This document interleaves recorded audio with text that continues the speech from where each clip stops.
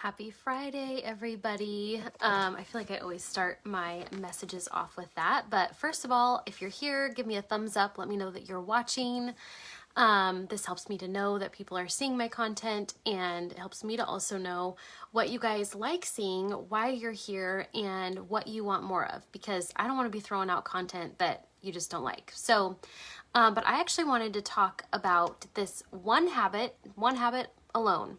That can actually determine whether or not you are eliminating estrogen, and can be a huge indicator as to your future hormone health. So first of all, let's talk about the symptoms of high estrogen. So if you're watching, I would love to know in the comments, are you familiar with the term estrogen dominance?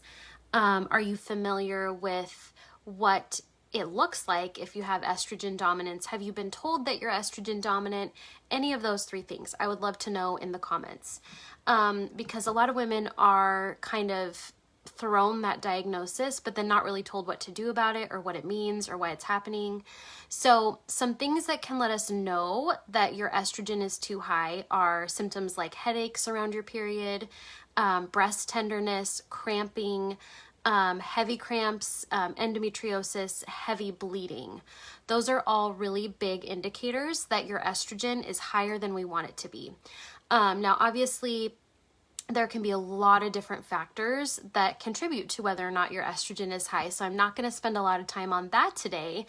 But the number one determinant of whether or not you're actually going to clear estrogen from your body is actually whether or not you are having regular bowel movements.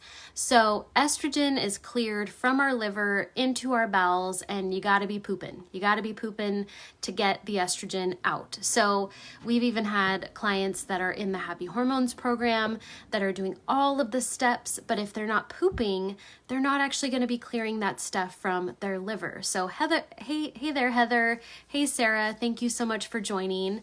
I'm so happy that you're here.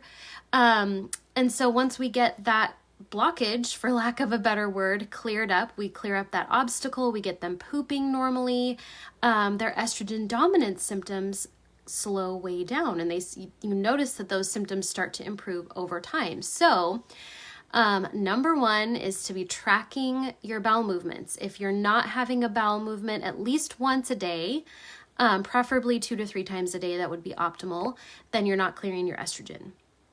If you're pooping once to twice a day and you're still having those symptoms, then that lets us know that there's probably some contributing factors that are leading to those higher estrogen symptoms that we want to be looking at. So, are you pooping?